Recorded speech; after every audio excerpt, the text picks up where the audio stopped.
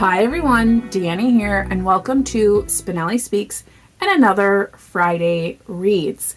I promise no ranting in this video.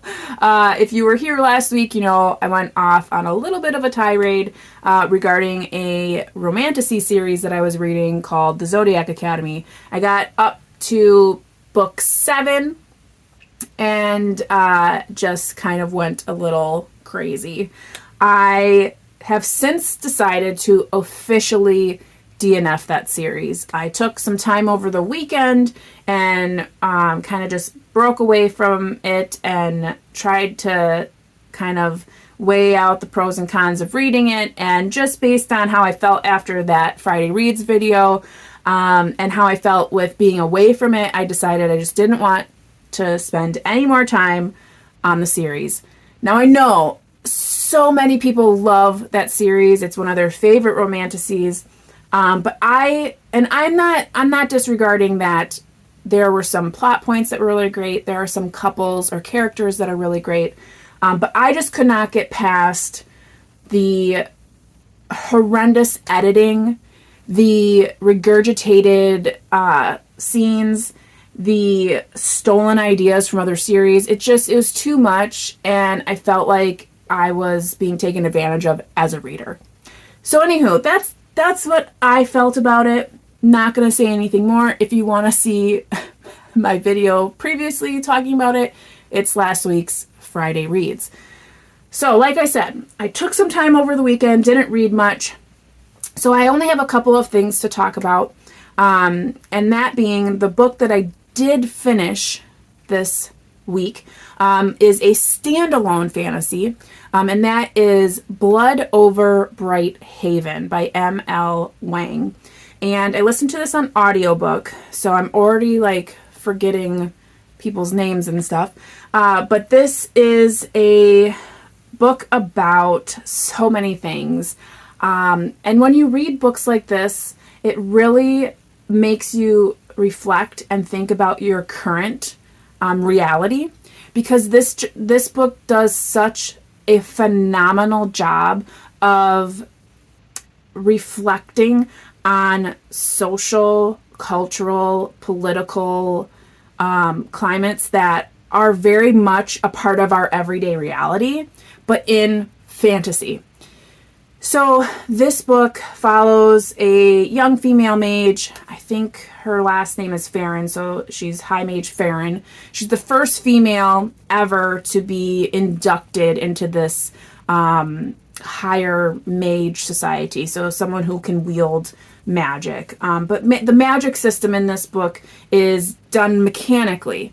It's done through siphons, so they have to like type out, they have to create a spell web. It's very technical, which isn't necessarily my favorite way of magic. Magic systems that I like are like through elements, the body, kind of witchcraft, wizardry, that kind of stuff. Not to say that this magic system wasn't good.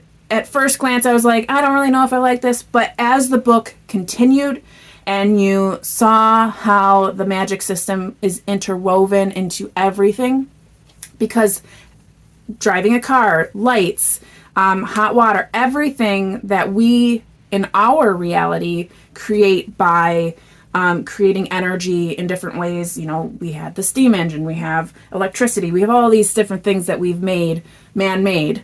This is made through this magic system. And we have two types of people. We have the people of, I think the place is called Tehran, and then we have the people, the Quinn people, who come from a different, it's not like a realm, but it's outside of this city. And they don't worship the same god as these Tehranian people, and so they are like second-class citizens. They are treated so poorly. They aren't treated like humans. It's so you have these two separate people, and what a way to represent what we have in our own reality. This happens to so many marginalized people, and it was such a informative and just slap in the face kind of read that was done so well, because it pushes on topics of like, you know, this woman has grown up believing that, oh, these Quinn people are less than, they are not educated, they nothing like this. And then she meets one, Tamil, who has now become her assistant through a not so great way, but they start to build a rapport, and she's starting to realize that a lot of these things are not the way she's always thought they were. And that's the premise of the book and how things start to happen. And I don't want to give anything away because this book has such a great story, and it has such a great ending.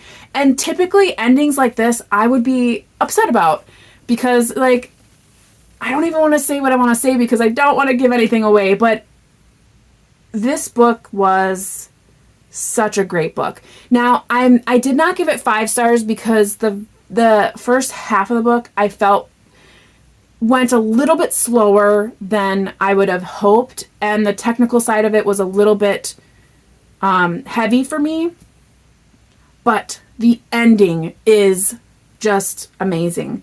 I really do think this book should be read.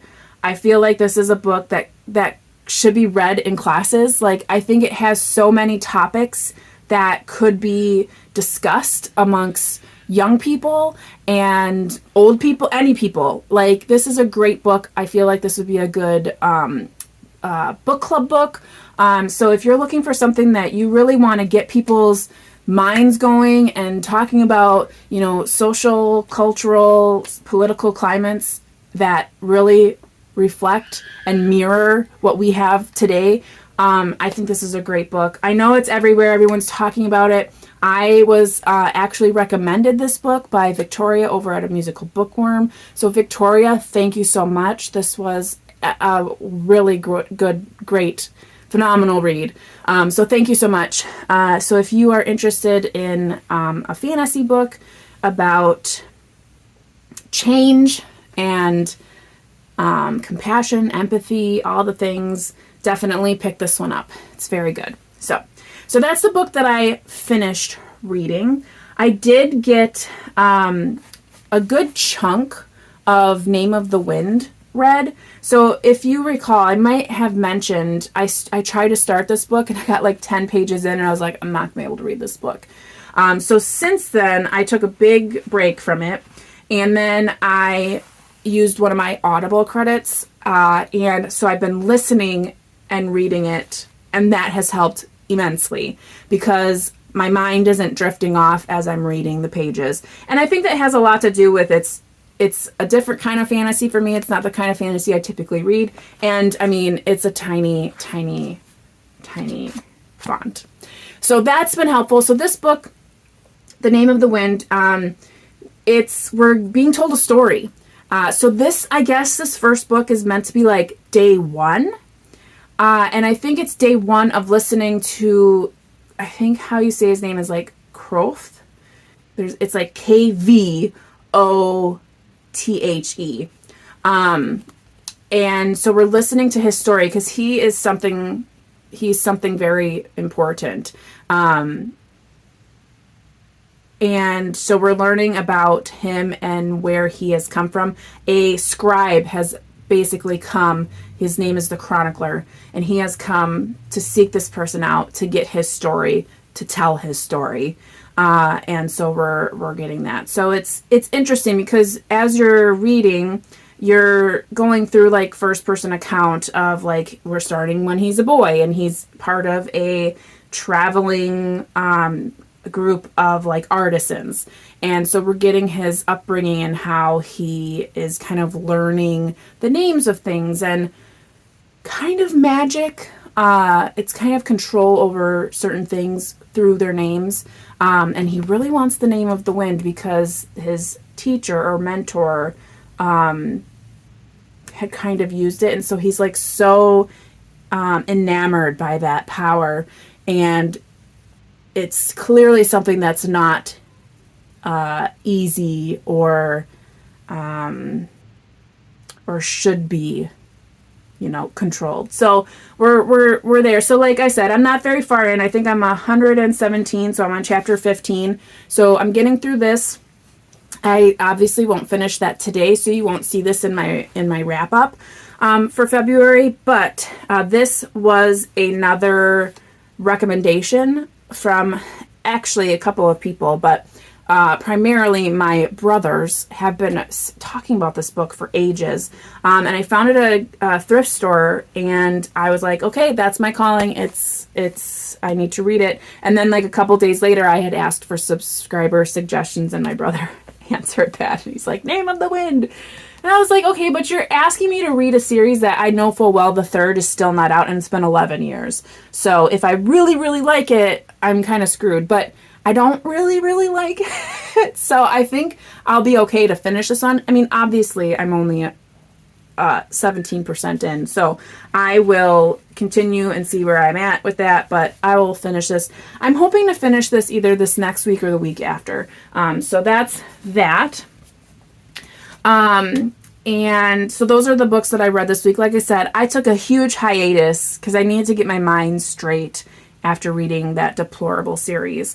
So I ended up going to the library. Every once in a while, I get into these little, like, oh, I want to read a book about things I should know, or like, I want to read a factual book about certain things. So I went to the library and I picked up a couple of books. I probably won't read these like all the way through, like cover to cover, but I'll peruse them. This one I probably will read cover to cover because it's actually, I've already like kind of just flipped through it. I'm like, oh, this looks really good. So this one is called, But Have You Read the Book? And that is 52 literary gems that inspired our favorite films. So this is a Turner Classic Movie, piece. So you have a lot of movies that they've done. So like here we have Rebecca. So it will talk and discuss what the book is and then how then they came to create the film. And this one obviously is like the Hitchcock version if you aren't familiar. But they have several. So we have Psycho. That's funny. 2 Hitchcock films. And then like To Kill a Mockingbird. And what's nice is like they have different books, but they also sometimes will have illustrations. And I just love how this book does, like, it's all in blue. It's like blue font there. So yeah, I'm just really excited to read through this one. I used to watch TMC so much. They did such a wonderful job of kind of introducing movies and talking about them. So anywho, so I'm going to have that. Then I found this book, Stuff You Should Know, an incomplete compendium of mostly interesting things. Now, I was eager to read this one because I was like, oh, that sounds good. But then when I opened it up and I read through its like table of contents, I don't know if I'll actually read much of this one because it's not what I thought it was gonna be. So like the history of facial hair, Mr. Potato Head, Murphy beds, how to get lost, aging, the history of income tax, the pet rock. I didn't think it was gonna be stuff like that. I thought it was gonna be more like common sense stuff, and I mean, I guess I don't know what I was expecting, but it wasn't any of this, like this. And then the way that it's set up is it's just like, so here's donuts, and then donut versus donut. Like, I don't know. I just don't, it's like very dense, and I don't know. I don't know if I'll actually get through much of that one. So we'll see, but I was looking for something like that. The next book I picked up is called The Literature Book, and this is Big Ideas Simply Explained. And this one I might like jump through, but there are so many things in this book. So we have like post-war writing, so that's like 1945 to 1970, contemporary literature, so that's like 1970 to present, and within that it goes like Freeing yourself was one thing. Claiming ownership of that freed self was another. So that's talking about Beloved by Toni Morrison. I felt lethal, on the verge of frenzy. That's American Psycho. And so it breaks down. And what's really nice is like we have this whole, it like reminds me of old textbooks that I used to read. So everything has like pictures and little diagrams. So this one's definitely way more up my street. In regard to what I was looking for. I'm weird like this. Every once in a while, I love timelines. Oh my gosh, I'm so excited. I love books like this. I am a forever learner, and this reminds me of when I was in college and my post-grad. So, I mean, it just, I love books like this. I'm really excited. So this one I might not read cover to cover, but I'll probably read quite a bit of it. Coming up in the future, we know that it's going to be March. Oh my goodness. Are we going to start seeing some flowers and sunshine and grass and all the things? Maybe. But also in March, we have middle grade March. So for those of you who will be reading for middle grade March, I am preparing for that as well. And I picked up 2 books from the library to kind of help with that. But if you're interested, Double Booked Co., the company I have with Laura from Book Bubbler, we have a book club. And we are doing a middle grade book for book club. And what our members picked was Caddie Woodlawn. So this is, I believe, a Newbery winner. So if you're trying to fulfill that in any of your reading, that is there. But Caddie Woodlawn, it says, this is a real adventure. She'd rather hunt than sew, plow than bake, and beat her brother's dares every chance she gets. Caddie is friends with Indians who scare most of the neighbors who, like her mother and sisters, don't understand her at all. Caddie is brave, and her story is special because it's true, based on the life and memories of Carol Ryrie, I think I'm saying that wrong, Brink's grandmother, the real Caddie Woodlawn. Her spirit and sense of fun have made this book a classic that readers have taken to their hearts for over 50 years. So I know a lot of people have considered this one of their favorite books. I had never read it. I read like Little House on the Prairie and more recently Anne of Green Gables. I read Pippi Longstocking. So all of those, girl characters, female leads, but never got into this book. So I'm excited to read that. So if you're interested, we do have our reading sprints to start the month coming up on Tuesday, the 4th at 8 p.m. So feel free to jump in with us on that. I also, so I think it was last year or the year before, I had read Louise Erdrich's The Birchbark House, which is such a good read. If you are interested, and I found this at a thrift store, which I was really excited about, this is a really excellent book, but it is part of a series. So from the library, I did pick up the second in that series, which is called The Game of Silence. So what I'll probably do is I'll probably reread The Birchbark House because I read it so long ago that I don't want to be like, what is happening? So I'll probably reread that and then read this. But it follows a young Native American girl and her everyday life and culture and kind of the things that they are going through in their tribe. And it's just really good because it's all from her perspective and her understanding of nature around her, from what I can remember.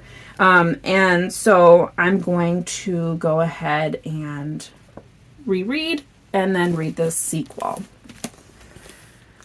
And then lastly, I was just trying to find books, and I'm already not sure about this one now that I have it. So we'll see if I end up reading this one, but I did pick up The Evolution of Calpurnia Tate by Jacqueline Kelly. I feel like I've seen this a couple of times. This is a Newbery Honor book, but I don't know. I feel like when I got home and I was looking at the books I picked up, I'm like, why did I pick that one up? I don't feel like that's really my taste, but we'll see. So possibly read this one. I do want to try to read a couple of middle grade beside the 3 that I for sure will read. So we'll just see what I have on my middle grade shelf myself, because I do have quite a few books there, considering my stepdaughter, she's 18 now, but I mean, we still have all of the books that she had kind of accumulated during that time. So I have several to pick from. So anywho, that's that. I thought this was going to be a short video, but it ended up just being the same length as everything else. But so that's what I read, what I'm reading, and what I will be planning on reading. So I hope you're reading something fantastic, and of course, taking care, staying safe, and as always, you know how it goes. Happy reading. Bye.